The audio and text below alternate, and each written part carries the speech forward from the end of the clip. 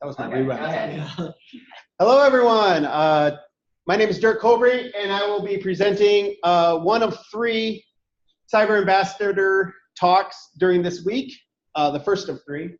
And coincidentally, it's also called First Contact. So in my talk today, I will be introducing the Cyber Ambassador program, letting you all know what it is and how it relates to the virtual residency. And then I will start the first module called First Contact. So the Cyber Ambassador program is an NSF-funded program in its second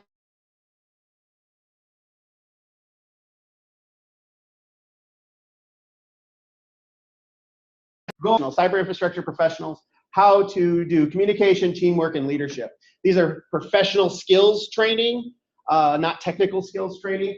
Actually, a lot of like what we're trying to teach here this week at the virtual residency. If you want, there's my current URL for the Cyber Ambassador program. If someone can Slack that or put it in the chat, that would be very helpful.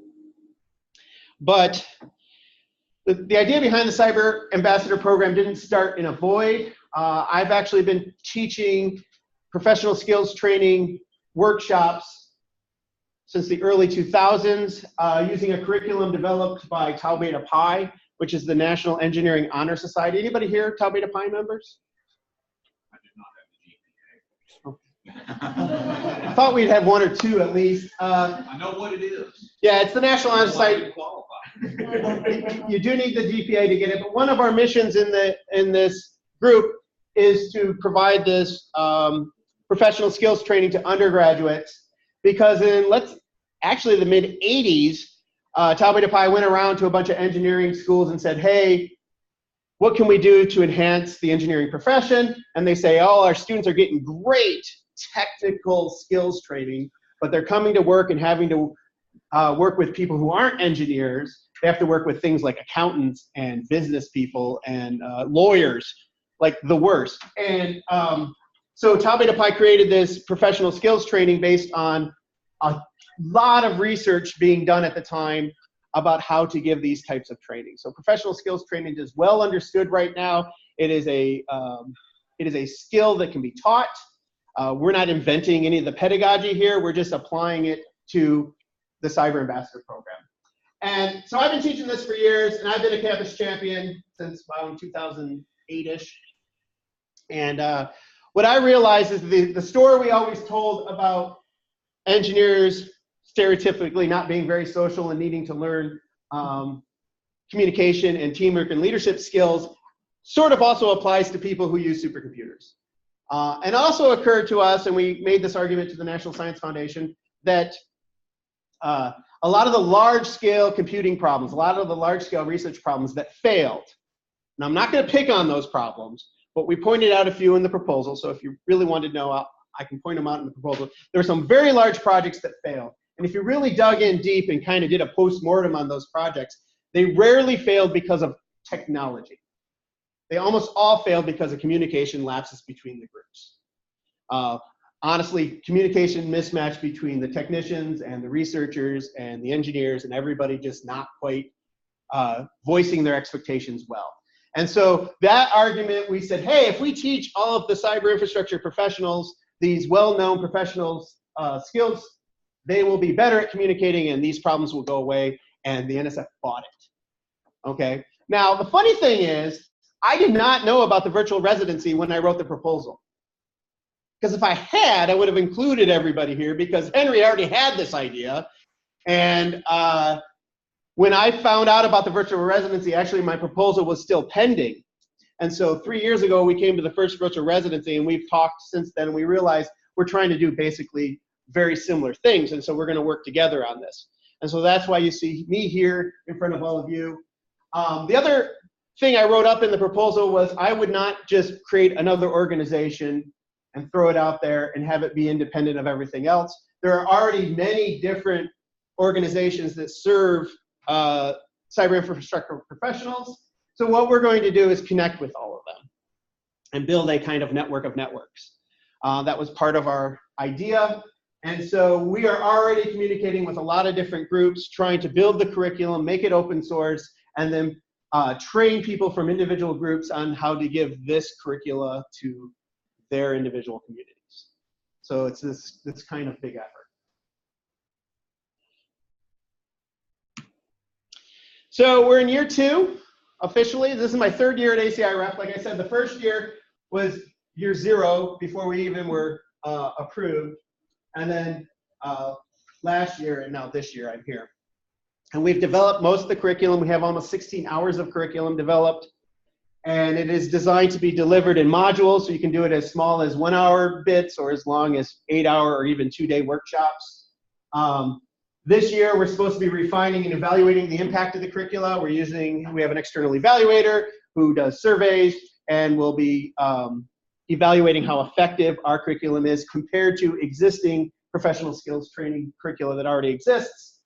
And we're also this year expanding the program to train some facilitators in the different groups.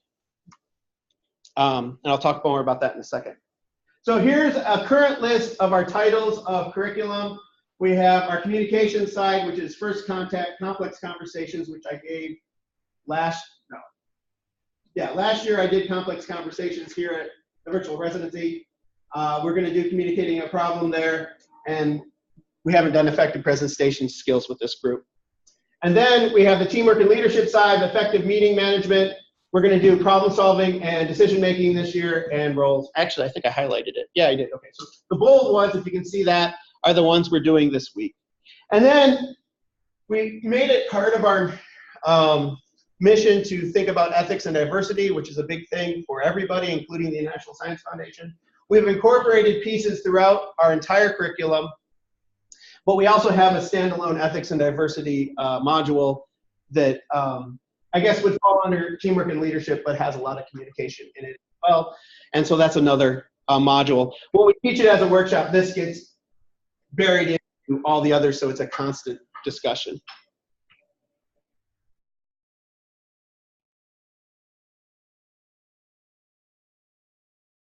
Tomorrow I will be talking about how do we effectively communicate a problem, especially in a situation where there's high emotion, okay? How do you communicate a problem when someone's really mad at you, okay? Or upset or sad, or I guess that's the same thing.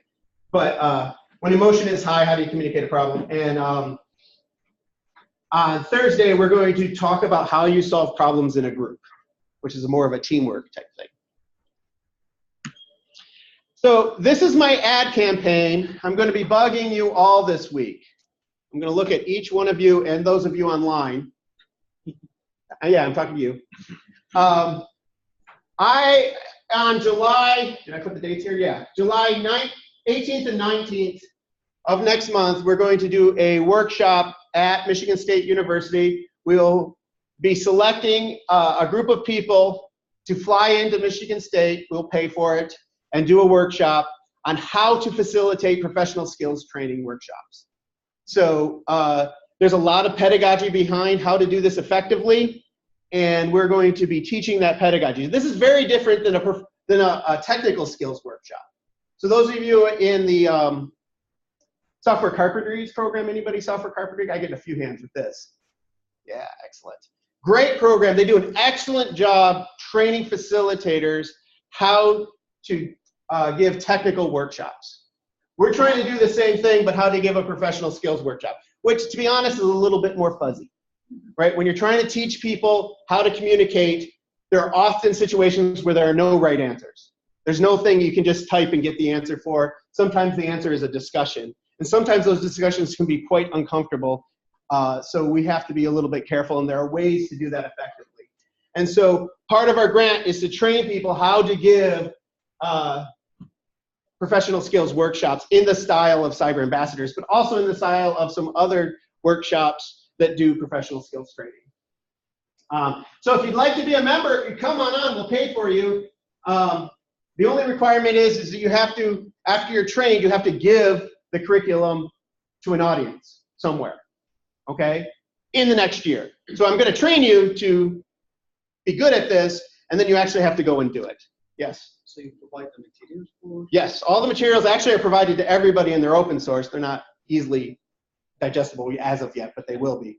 but they're all available for free. So if you want to give the workshop rogue, go for it. But part of our agreement is you give the workshop as part of our program. You also do the evaluation so that we can get the feedback and evaluate how well the training materials are. So this will be happening July 18th and 19th. If you can make those dates and you agree to give the workshop somewhere in the next year, please apply and we'll bring you out. We can bring out, we're probably going to have 40 people at this.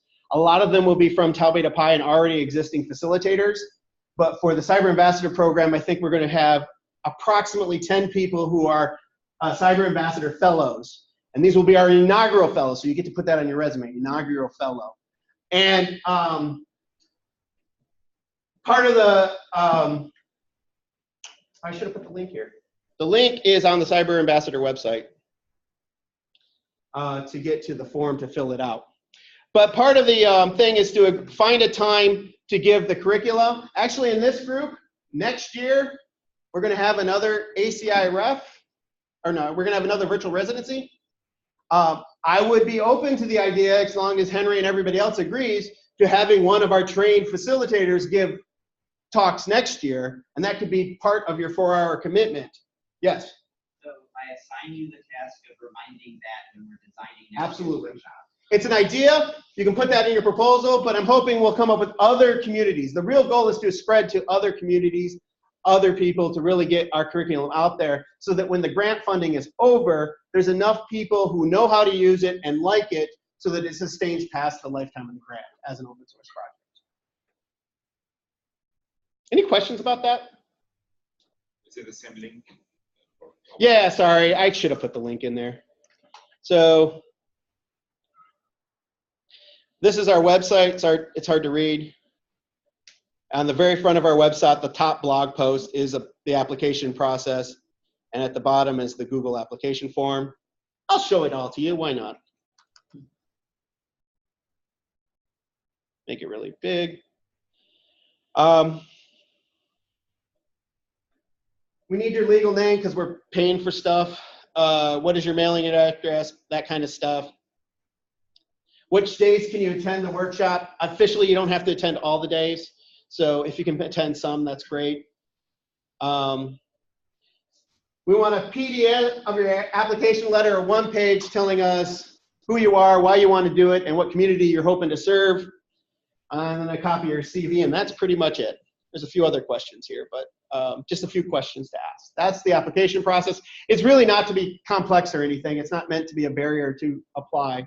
But if you have any questions, feel free to email me. I am happy to talk things through people. And like I said, you can actually use the material, and I'd happily work with anybody who can't come to the training but still wants to use the material for their own event. It just won't be an official fellows program.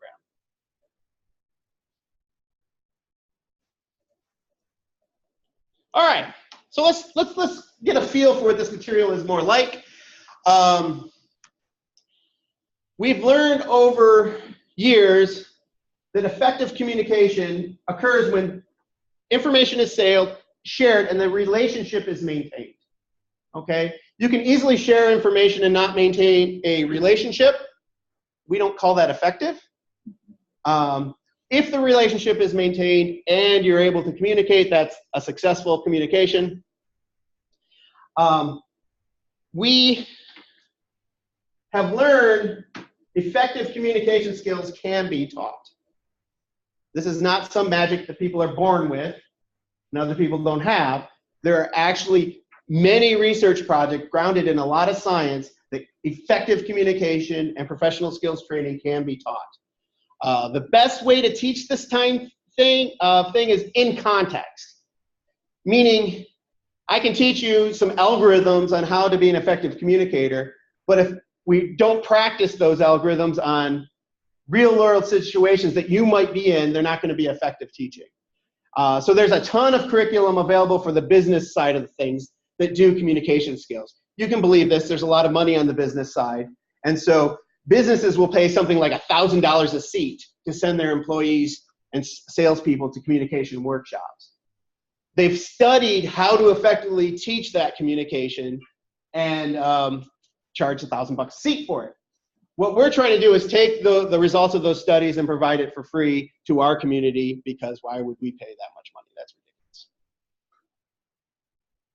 And for the Cyber Ambassador program, all I'm really doing is coming up with role-playing and rehearsal scenarios that reflect our world.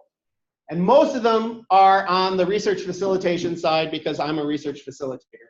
But we're expanding these roles and rehearsal activities to include other types of cyber infrastructure professionals, such security professionals, system-facing professionals, all different types of people. And we're trying to make it so it's adaptable to different groups.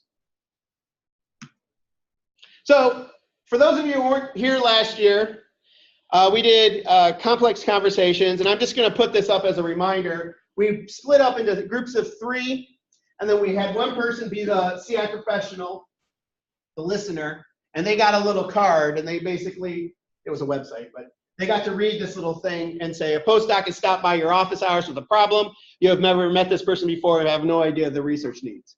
Okay, that's you. Your job is to practice the tools that we taught you. And then there's another person in the group who gets to act out things. This is my favorite thing. We're not doing it today, but I wanted to show it to you because it's cool. And so the speaker gets all these notes, and you don't have to read them all, but you get all these notes about what you're supposed to pretend to be so that the other person gets to practice. And it's a lot of fun because you get to act out and be mean to your peers in a safe and environment. But then what we do is we also pair people up with a coach. So you have your speaker, you have your listener, and then you have your coach. And the coach's job is just to help the interaction, because not everybody are good actors, and sometimes it's nice to have someone thinking about it in addition to yourself. And so these are the types of activities we do, all grounded in real-world situations that we might see as cyber ambassador professors, or not cyber, dang it, too many terms. Research facilitators, that's what I wanted to say.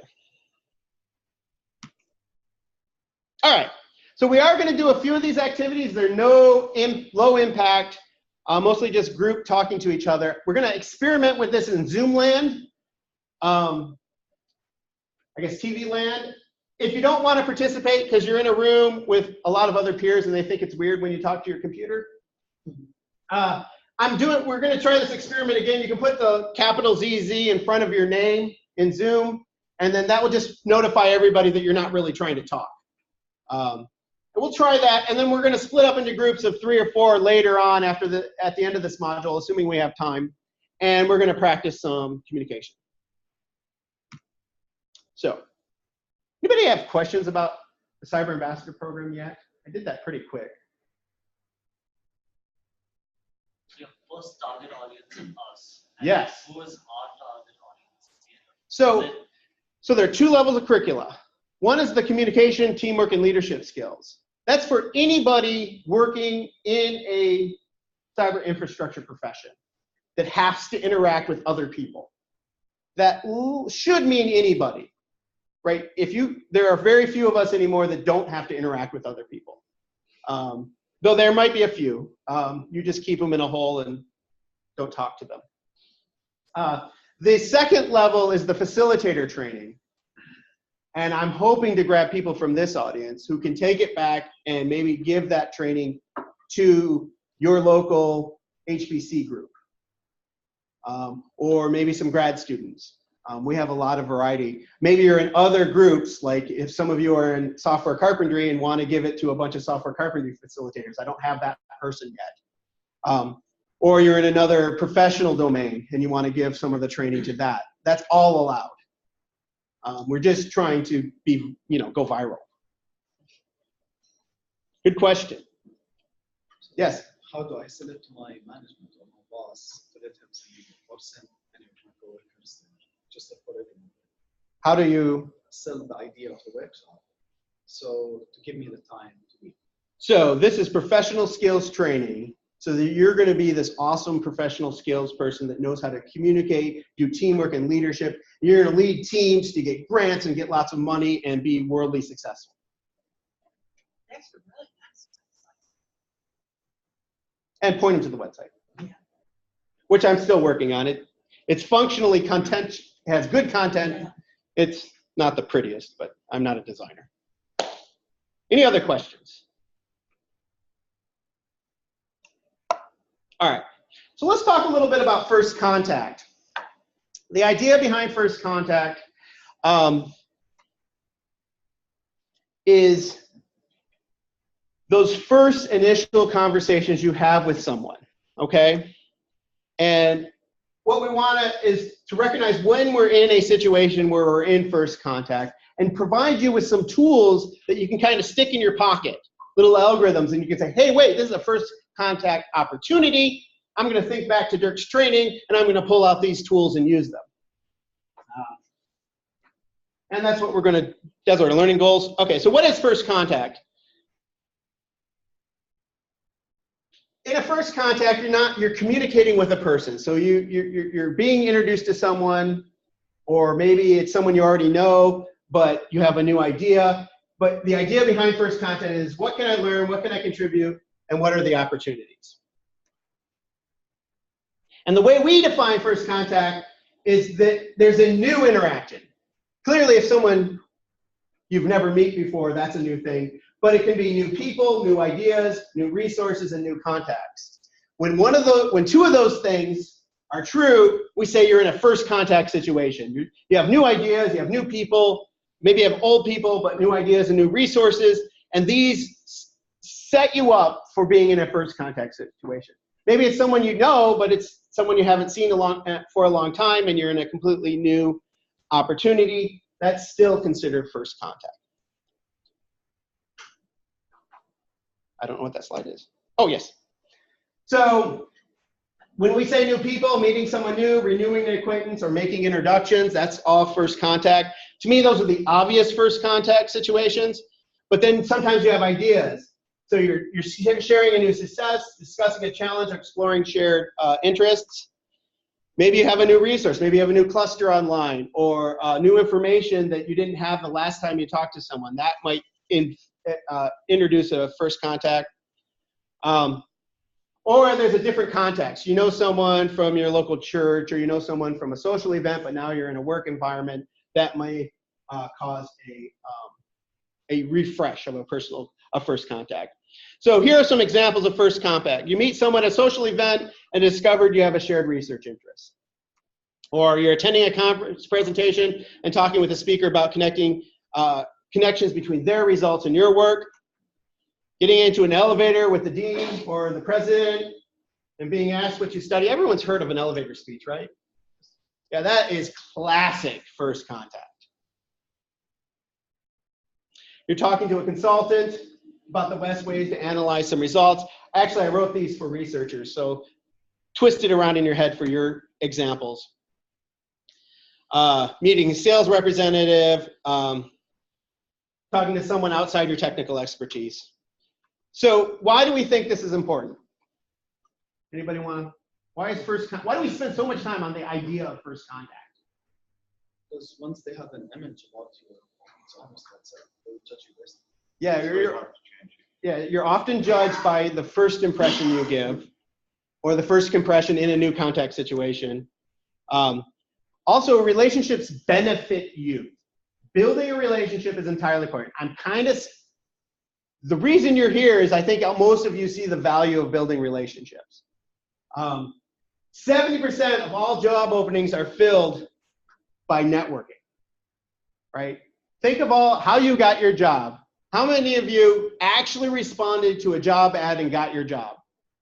A few of you. How many of you got your job because of someone you know?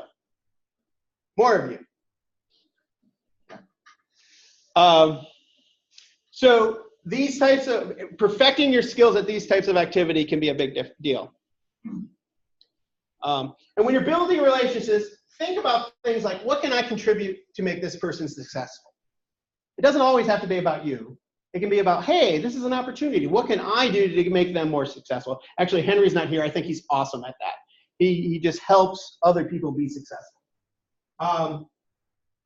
And what do I know that it's of value? Okay, let's keep going. So one type of first contact is networking. This is a classical first contact where you're doing elevator speeches, social events, and conferences. Actually, this is an example right here in this room, and online too, hi guys, of networking. Use this as an opportunity. Don't just sit in the corner on your computers during breaks. Get up and talk to someone new. Why? Well, this actually networking has been shown to be extremely difficult for most people. Some people are weird. I don't know how. Schopenhauer's, is that right? Yeah. Dilemma, or called the porcupine problems. So porcupines like to huddle together for warmth, but guess what happens? They poke each other. So then they spread apart and get cold. And then so they come together and get warm. So we like to have a community, but we also crave independence. And so when you're independent, you can be formal and personal and you don't impose.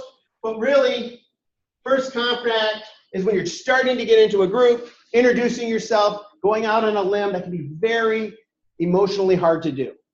Also very draining for a lot of people.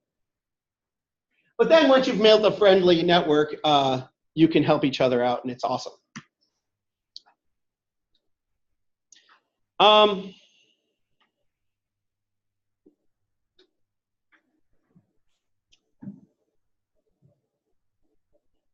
I just like the comic, maybe. And when we picked the word first contact for our modules, it was to imply talking to aliens. That's the common phrase for talking to a new race of aliens that first come here. And first impressions are entirely important, because if they look like the hand and they shake their head, they might annihilate us. So really, first impressions are important. We have a lot of baggage that we carry around, and we don't even know it. And I'll talk about those later. I guess that's not appropriate here. But communication strategies for networking: always be sincere, respectful, and curious. I actually like to get to know a lot of new people. It's an opportunity to say, hey, this person might change my life. It's probably not going to happen. But go into it with this open mind of, we might become best friends. Like, I'm best friends with a lot of you. But it's important to listen to both words and tone. People's body language are important, and body language changes between cultures, so it's also helpful to be aware of different cultural body language techniques, and that can be tricky. I'm going to keep going. So when you're in a first contact situation, ask good questions, and good is genuine, open, opportunity, details. So be genuine, open up the question, ask about people's personal lives, what they do. We've all done this, and it sometimes feels artificial, because honestly, most first contact discussions don't go anywhere. That's okay. Because if it's even your hit rate is 1 out of 100, that one person could be what changes your future, that gets you the next job, that helps you through some problems. Or think about it the other way. You might help them through their problems, and you make a wonderful friendship. So I'm actually...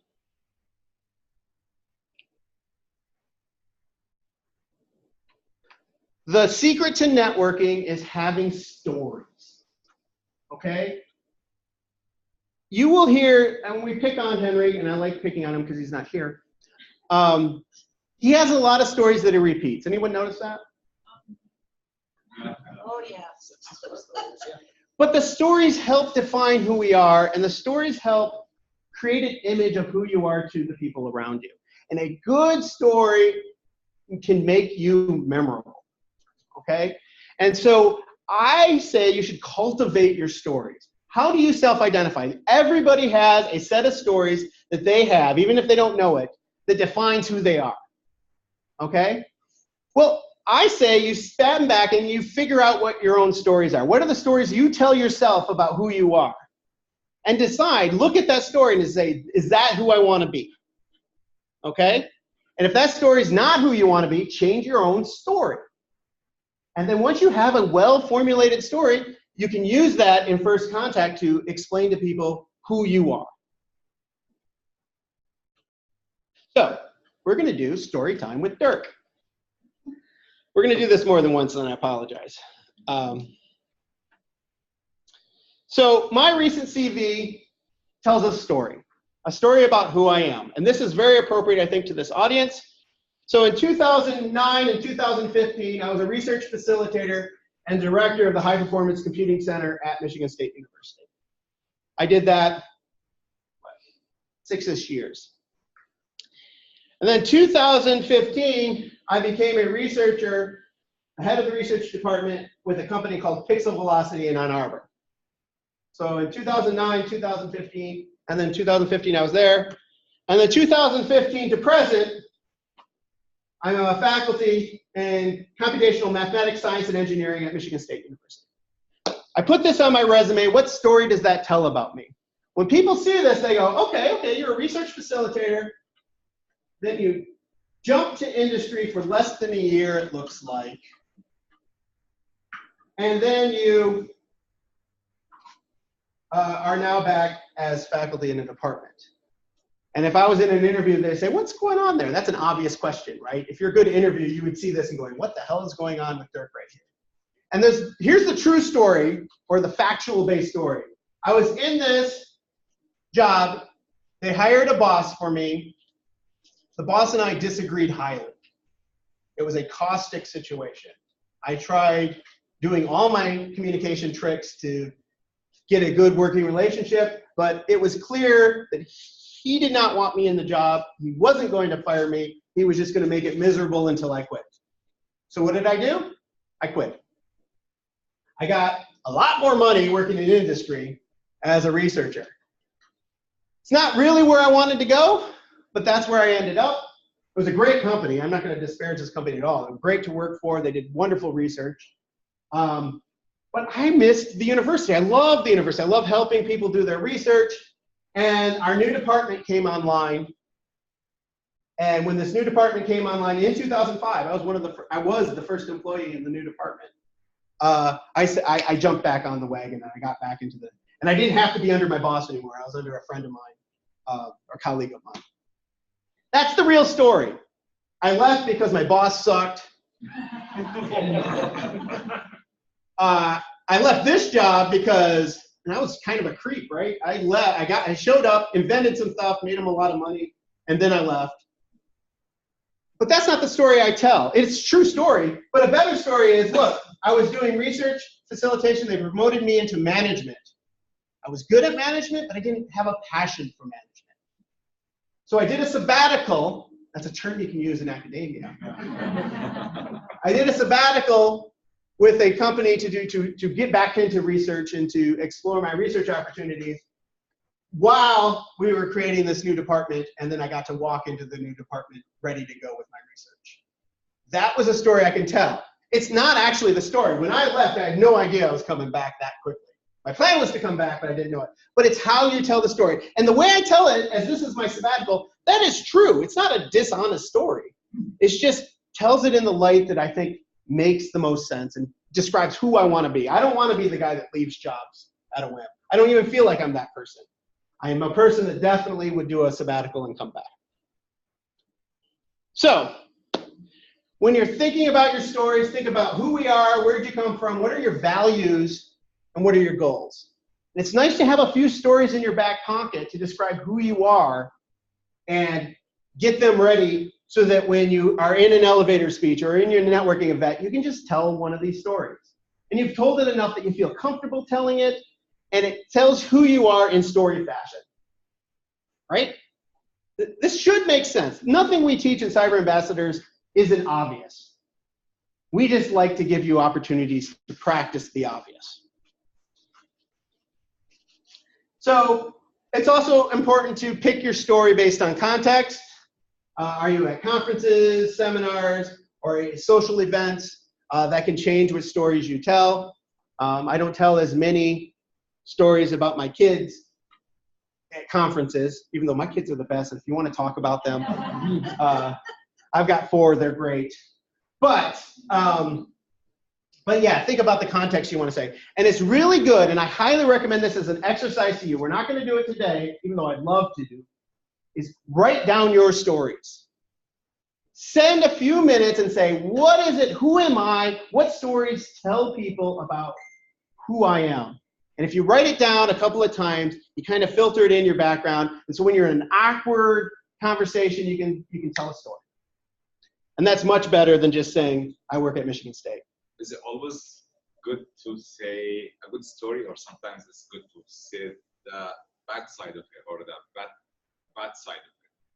At No. least I don't know if it's bad, or just like some people like this said, you know, they don't say the real story, they try even to decorate it and make it better. Some people say the truth, but what's the better So way? I don't want you to lie about your story, but tell the story. The purpose of the story is to describe to the person you're talking to who you are.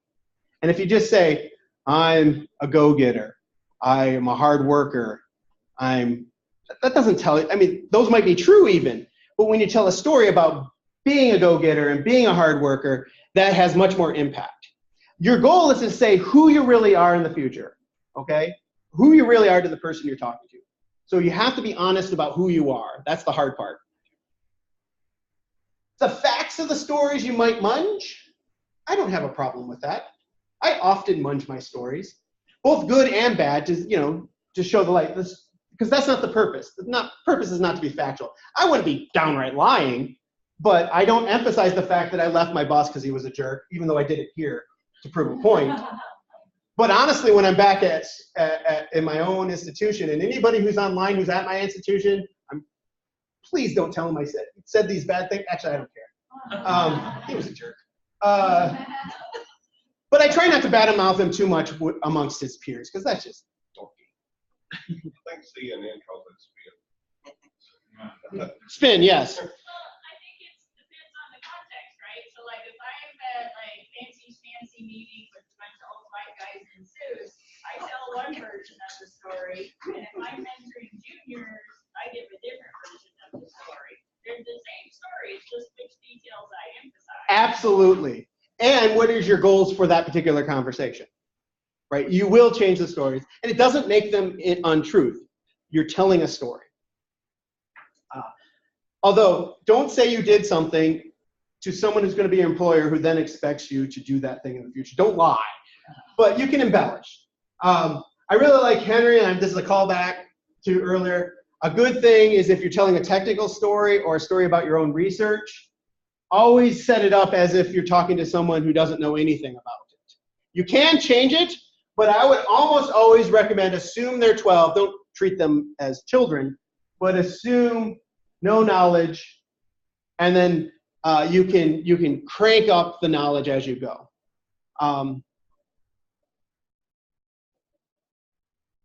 Yeah. This is baiting. So how do you craft a memorable story? There are multiple types, and I don't need to. Okay. There's a type of, the challenge plot is a type of story you might take. How you overcame an obstacle. So I had an obstacle of my terrible boss. How did I overcome it? I quit. But that's not entirely true. I didn't just quit. I made a purposeful decision to leave a bad situation, but then I enforced all my network contracts that worked, and I got to come back in less than a year. I got to come back so fast that the university didn't even count me as being gone, and all my benefits stayed the same. That was awesome. So here's an example. I'm really good at customer-focused service. Okay. How about better is I learned customer service working at an ice cream stand in the summer, and the line was 20 people deep, and it was a challenge to keep the customers happy. That tells a story. It's a short story, but this is better than this. Okay? Crafting a memorable story. Another type is a creativity plot. So these are well studied. So the turning point in this type of story is the moment where you go, oh, I get something. I figured something out. And so an original story might be, my business is about selling textbooks. Okay. The upgraded version is, I had an idea to sell textbooks, but I couldn't figure out how to market them so as interesting to the consumer. Then it hit me that no one has a favorite textbook, but everyone has a favorite professor. So I needed to use the professors to hook in the customers. It tells a much deeper story about this person's business about selling textbooks. And the third type of memorable story is the connection plot, bringing teams together. So here's the original. Our toy company merged with another toy company, and people were duplicating each other's efforts. I just realized that I'm using the wrong slides for you guys, and I apologize. I had cyber ambassador examples for all three of these. These are my engineering examples. Grad student example, but you get the point. So that's the original. So after our company merged with a competitor, I convinced the teams to combine designs and work together. We created a doll that dominated the collective doll market that Christmas. I don't know anything about toys, but you can see that that tells a much more interesting story. Okay, so my advice to you as professionals coming into the field, Do the same. Thank you. promoted into leadership roles. Henry has anything to say about it? You will all be leaders in the future. You need to be able to tell your story. Gotcha. And I think spending a little moment to cultivate your stories is worth your time. So the elevator pitch, for those of you who don't know it, is this idea where you get into an elevator and standing next to you is the president of your institution. And that president of the institution turns to you and she says, hey, who are you and what do you do? And you have the time that the elevator takes to go to the 5th floor, like 30 seconds, to make an impact on that person. You think, oh, that will never happen. This always happens, right? You have a very short period to make an impact. How do you make that? So a good elevator pitch, think about the story. What is the key message that you would want to convey in a very short period of time about who you are? I actually do elevator pitches with all my students, my graduate students who are doing research, and I say, hey, you know what research you do, explain it in 30 seconds or less. And we actually practice it over and over at our meetings. And if you practice more, you can have a natural delivery that doesn't sound practiced. And that's the key. And short, no jargon. Right? You want it to be as if you're a 12-year-old. That makes sense? Oh, by the way, I threw all the lecture-y stuff in this talk so that we could do the activities in the former talks. So I'm trying to get through it. All right, the second type of first contact is when you're forming a team. Yes, sir. Before you go ahead, so there is a difference between your memorable story and your elevator pitch. An elevator pitch can be a memorable story, but a memorable story cannot be an elevator pitch. Why not? So both memorable stories and your elevator pitches need to be short. Yeah. So when I do, I like to have a few stories in my pocket. It's not one story. It's not two stories. It's as many as you can come up with that feel like describe yourself. Any of those could turn into an elevator pitch, depending on who turned to you and to talk to you and what they asked. So if it's the president of your institution and they ask about your job, you should have a short story or short elevator pitch about what your job is. But if it's if you do research, maybe you want a short one about research. If you're just talking about yourself in a social event, you're getting introduced, hey, what do you do? Maybe there's a slightly different story. The trick is not to take this on chance, okay? A lot of people say, I'll figure it out. Even good speakers will say, I'll figure it out when I get into the situation. However, I find that if you actually write things down and you practice and you think about it, it becomes much easier and much more confident when one of those situations occur. How many of you have been out of a situation and the next day and you go, oh, I wish I would have said this, or I wish I would have said that, or I wish I would have said this, and you go on over the conversation over and over and over in your head, right? What I'm telling you to do is do that before the conversation even happens. Have those conversations with yourself as if I could talk to the richest person in the world and they were going to give me money, what would I say? Those are good mental exercises. And if you can write them down and just have them in your back pocket, it's very good for your future work. Yeah. So, parallel from this, so you're giving your elevator speech. Do you commit to it, or are you always looking for reactions on the person you're telling it to? And if it's a bad reaction, do you segue, or do you have an exit strategy? So that's why we practice. So once you've practiced, and I've done this a lot because I'm self-conscious. You tell your story, you tell it again, you tell it in a different situation. When you've actually practiced it enough, yes, you definitely want to key off your audience. and adjust it. But if you know that story at heart, you'll be able to wrap it up early, you'll be able to wrap it up late. It becomes much easier. If you're just making stuff up like I'm doing right now, it could go on forever and the person just keeps talking. And you never know really when they'll stop. They could just keep talking and talking and talking, and they just might really make it an awkward situation when you don't know when they're gonna stop and they just keep talking. And you, yes? He brought up an excellent point, because in some situations, especially in my position, elevator speeches, things like that are all well and good, and for the vast majority of conversation, introduction, they work well. But then you do have those moments where, as he said, once they fully realize who you are, what you do, and what you represent, it goes drastically south. Oh, you're the person responsible for my problems. What are some good, effective ways, exit strategies to get yourself kind of spin that back around? Oh, that's a great question. No, that's entirely, what happens when it gets complex? Right. We have an entire module on complex conversations. But the idea is, yes, you do need to have complex conversations. How do you communicate a problem? If someone actually communicates a problem to you, how do you react to that?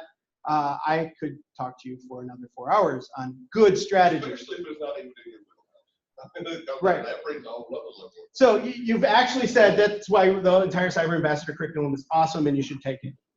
Today, we're just talking about first contact. Right. When it goes south, you will have to deliver it, but most of the time it doesn't go south, I would argue. Most of the time, all I'm really saying is know your stories of who you are so that when you need to pull them out, they're not awkward, they flow nicely, and then we can worry about other problems. It actually takes away, if you don't have a story to get your person noticed, you're not going to get very far. Would it then benefit you a little bit more to kind of stay away from what you do so much and focus more on who you are? Or do you still try to have an equal mix of both? That depends on who you are. Separating what I do and who I am is an interesting discussion in and of itself. I like to have stories about who I am. But who I am is I'm a teacher.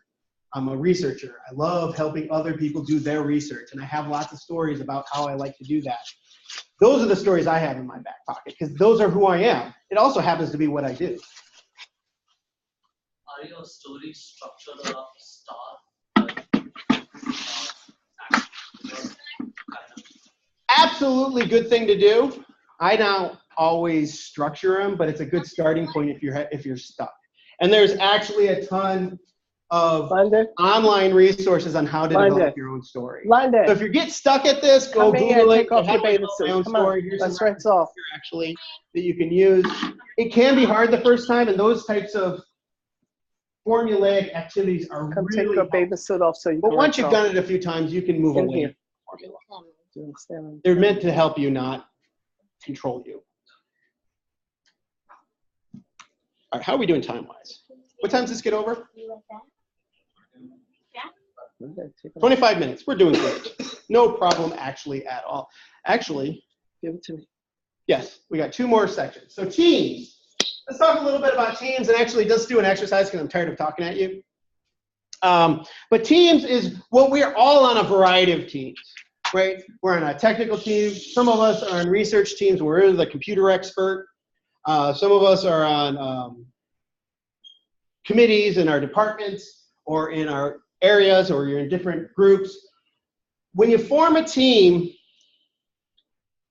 teams are a natural way we do work in our modern society, okay? And a lot of research has studied how teams work effectively. And there's a famous Tuckman's model of a team that I really like because it really helps me when a team is not working well. How many people have been in a team that like just seems to work and you get a lot of work done and it's all like there's chemistry going on, right? Have you been on those teams?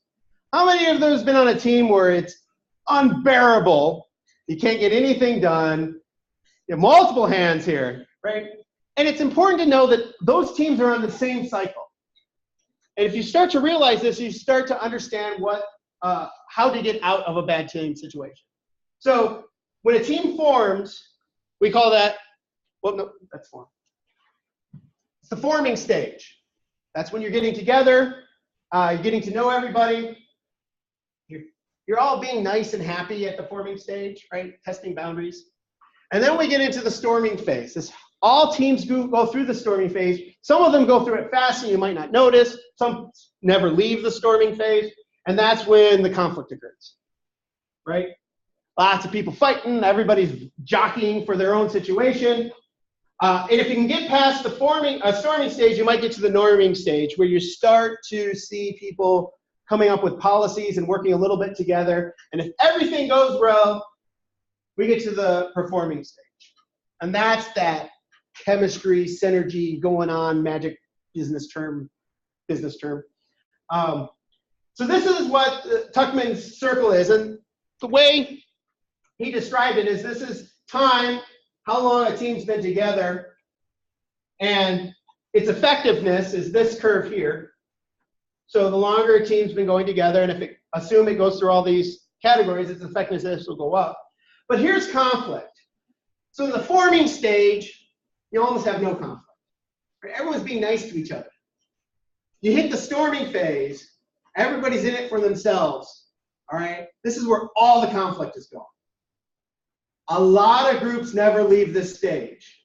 And there are tools you can do to get past it, but the idea is you start putting policies in place, getting a team charter maybe, or getting rules together, and you might hit the norming stage where you're starting to able to have deadlines and actually get work done, and everybody's learning how to work together, and then you can get into that chemistry phase. Now notice conflict doesn't go down to 0 here. This is an arbitrary. You're a bunch of technical people, you like graphs, so throw graphs at you. And so conflict never goes away, but in a real performing stage, that's where everything happens that you like to see. So I'm going to talk about first contact. First contact is the forming stage. And by the way, when you change the dynamics of a group, no matter where you are, you often reset back into the forming stage. So you get a new member of your group, or someone leaves, or get a new project. You might be over here, but then you reset. And you have to go through things again. But in that forming stage, that first contact where you have a new project, new people, or whatever, what I like to do, and we did this here already, this is the point of icebreakers. How many people absolutely adore icebreakers? How many people tolerate icebreakers? How many people find them arduous and annoying? Right, right. So a lot of people hate icebreaker, but there is a point to them. And the point is actually to get to the storming phase. The point of an icebreaker is to get you fighting. Now that sounds weird, but if I claim that every group goes through this stage, I want to go from here to here as fast as possible so I can go to here as fast as possible so I can go to here as fast as possible. Because this is where I want to be. I don't want to be stuck down here. So we got to get to know each other as fast as we can. We got to get comfortable with each other so that some conflicts can arise. If you're stuck in the forming stage and everybody's always nice to each other, it's really hard to get to be an effective team. And so the point of an icebreaker is to get past that, to get to know each other. So good icebreakers introduce you, but also tell you who you are to your team. So we did an icebreaker here. Does everybody remember what the icebreaker was? Introduce yourselves. That's all we did. Effective. Crude but effective. Right? Go around the room, tell someone who you are, where you're from, and why you're here. That's a very simple and effective icebreaker. There are much more fun ones, complex ones. This is the one I like to do at my Cyber Ambassador workshops. And maybe if we have a little time, we'll even try it a little bit. I'll make you break up in groups. But most of you are technology workers. You use technology, and we like technology, most of us. I have a love-hate relationship with all technology. But as technology experts, we're almost all of us are trying something new at all times, right? We're futzing with something. Like I've been playing with FPGAs. I've also been playing with Jupyter notebooks. You know, we tend to get new technology, new pieces of software that we're futzing with. So what I want you to do is turn to your neighbors, and we're going to try breaking up into groups online just real quickly, like 5 minutes, and go around your group and say who you are, what technology you're currently focusing or excited about, and why. That make sense? Why is this a good icebreaker? Yeah, it's common ground. And frankly, you might find something. But you all just learned that I'm interested in Jupyter Notebooks. Some of you are saying, what's a Jupyter Notebook? Others of you are saying, oh, I like Jupyter Notebooks. Now I want to talk to Dirk. Right? That's the idea. So groups of 3 or 4, can we set them up online? Is that possible? Dana just left. So I'm here, but I made Claire and Sid co-hosts, so they have all sorts of powers. So we're going to try this in about 5 minutes, and I'll bring everybody back, and we're going to discuss the situation. Everybody cool with that? All right, so in the room, break up to your neighbors, 3 or 4 people, and talk about cool technology.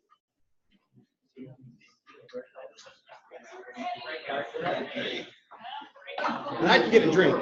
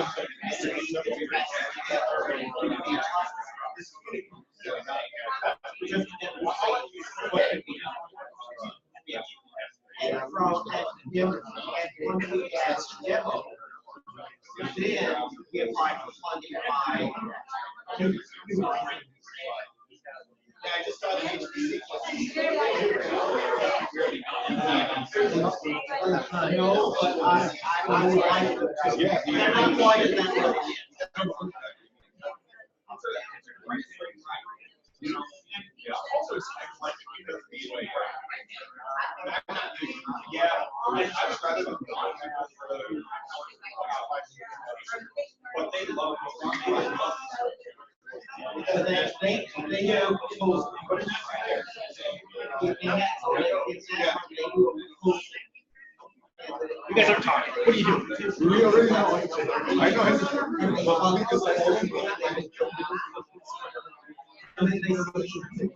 Okay, fair enough. I know what's his interest, by the way.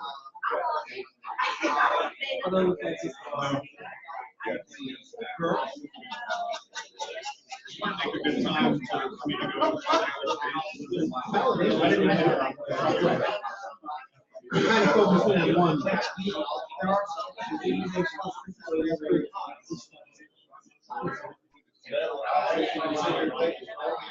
No, it's not a dumb question. So I have technology to do that. Absolutely.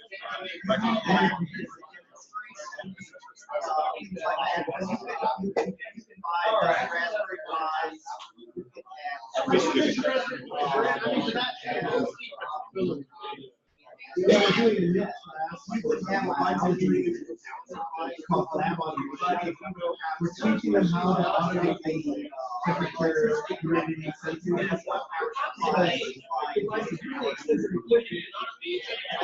And that they still have to go up 3 times a day and write down the number. So we're teaching them how to automate, which has nothing to do with high performance computing, but that and it means that people are.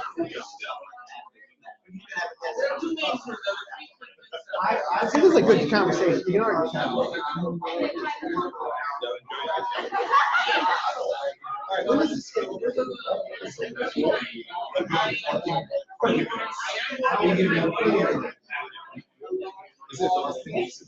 I have one more thing that's too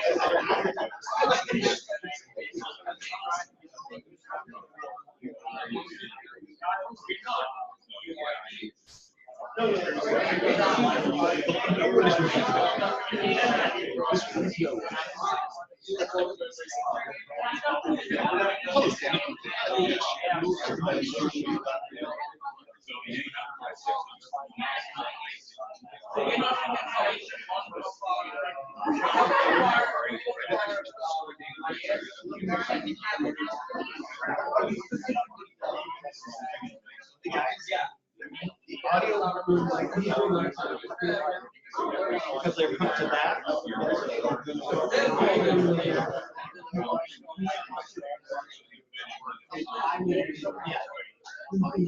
Okay. Now I only got 2 slides left. So I have people can't see it. Right, I can't hear what other people ask questions.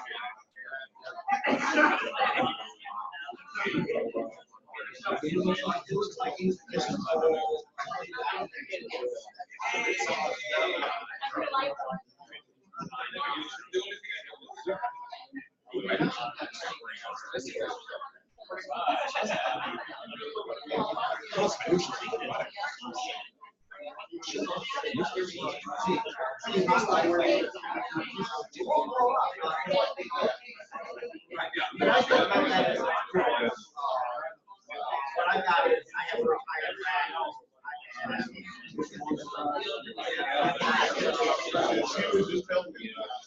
So I ended up building the operating system there. And then I had my switch VM class. And then they connected, ran VCC, and then we made a cluster out of their own. It was extremely, then we did a tour of the real server and the real way.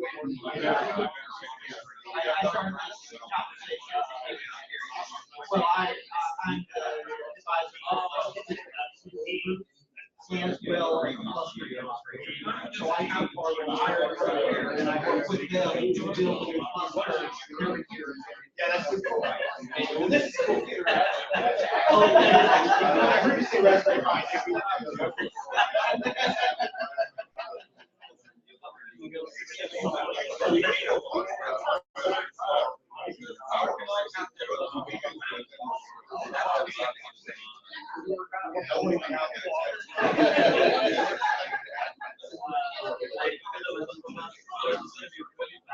It's a great team.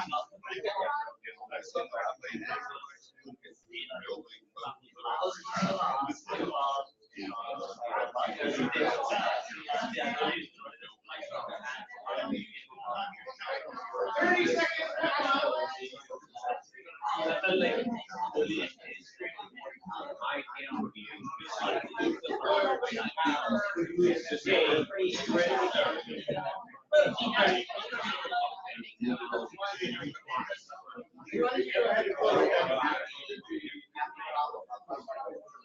Give me a thumbs up when we're good.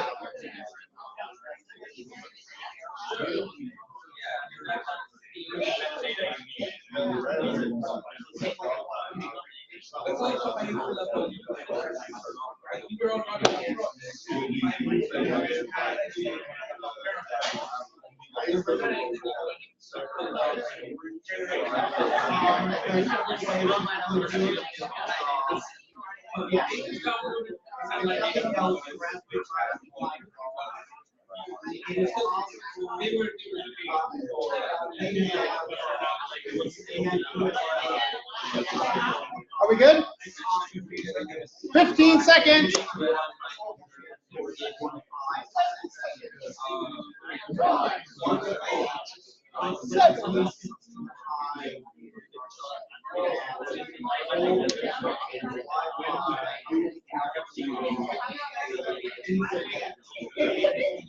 We good?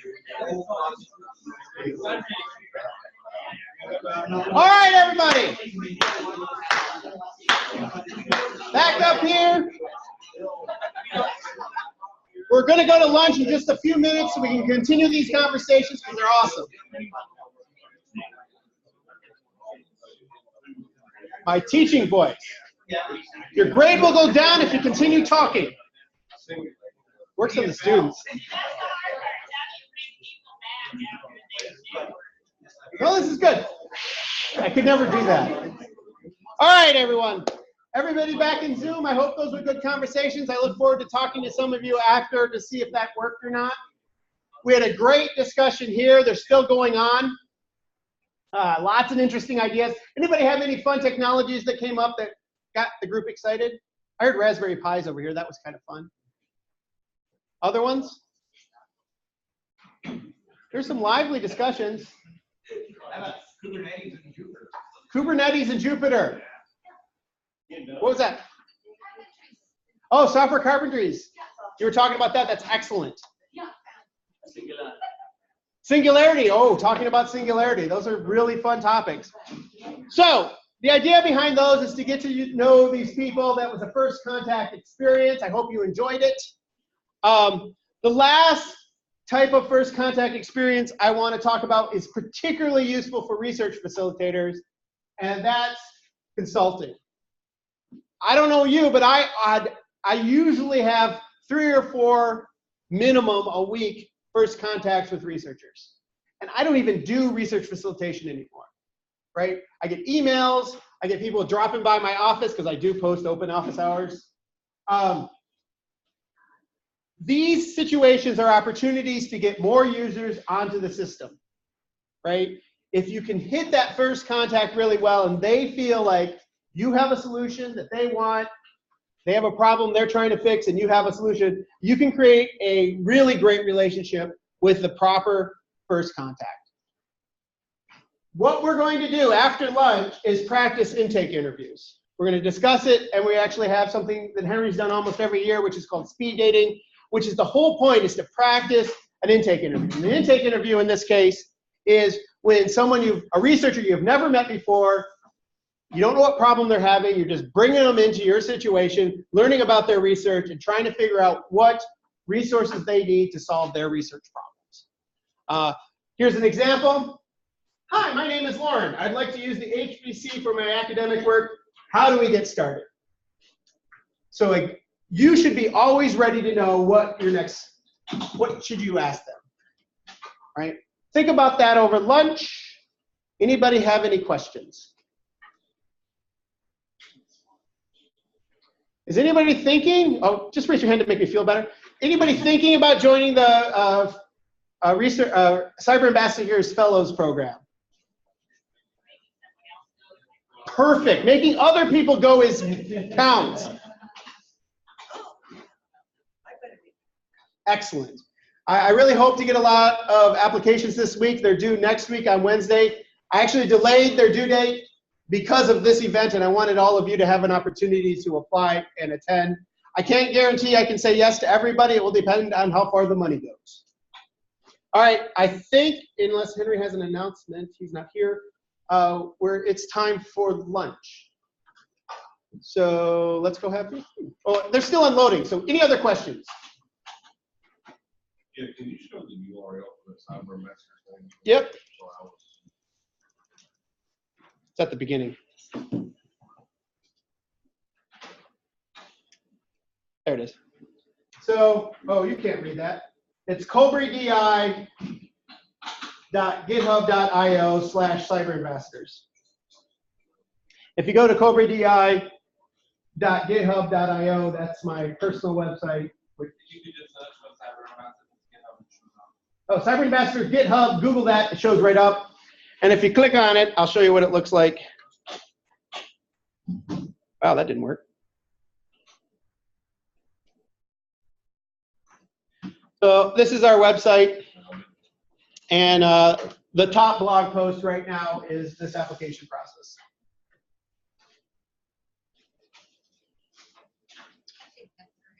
Thank you. That is a huge. I'm going to hold you here because they're still loading. I think it's great too, and the NSF agreed and gave me money, so win. Well, it just makes their job easier. And hopefully, Communicate with one another, you have a better grasp of what they need.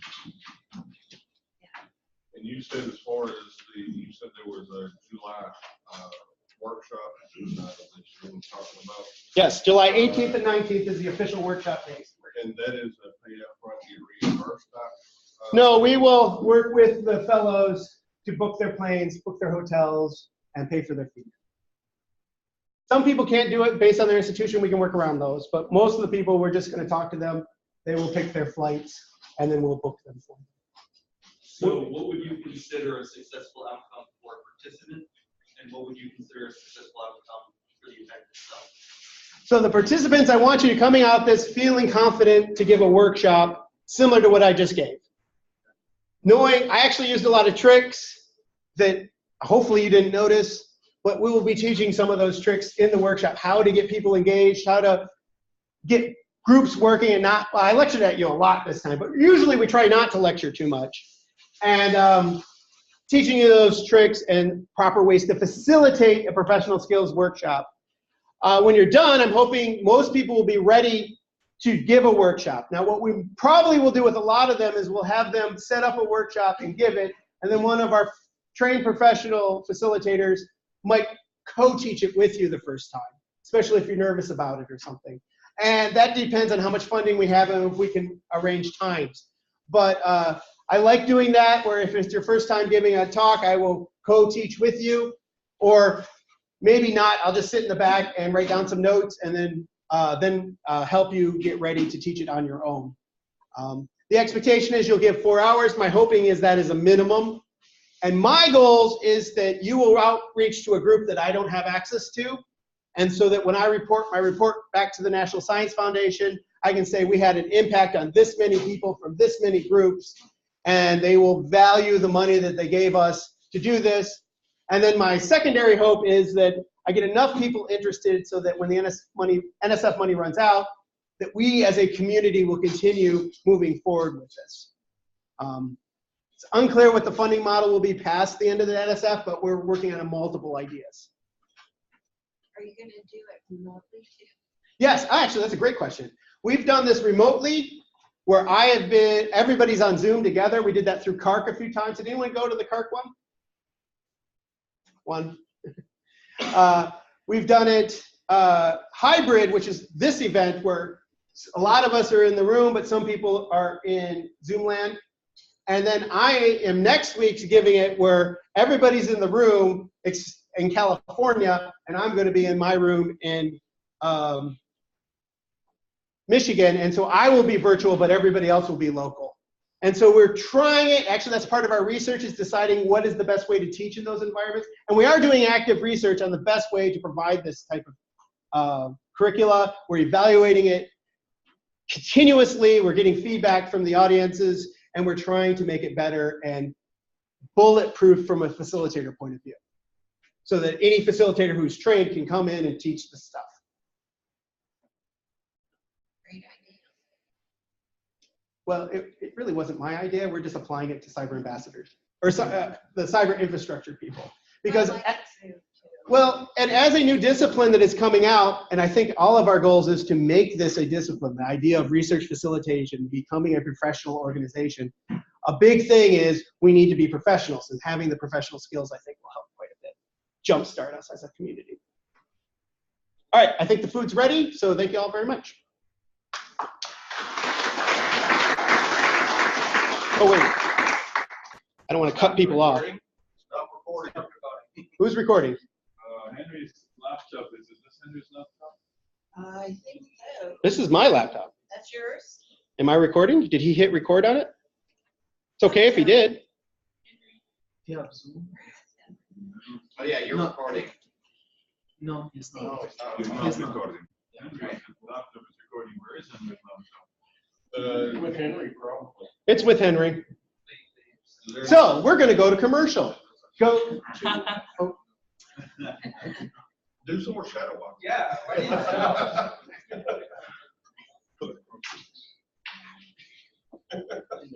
that's fun. Now it's not doing the mirroring thing like Henry's That's does. the confidence of your lifestyle. Yeah. You can set Zoom to either mirror or not mirror. Wait. I want to be the Flash.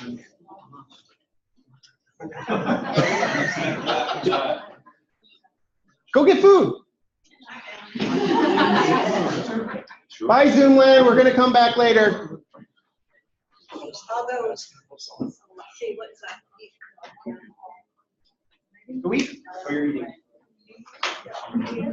Oh, no. Yes, a little something. You just pick out the elements? Yeah. You know what those taste like cyanide? Have you ever noticed that about almonds? It tastes just like cyanide. That's a joke. Oh, all this stuff? Yeah. I don't know, should I just, oh, he's Are you- still well, no, recording. you're up next. You're up next after lunch, aren't you? No, I'm not. Oh, well, then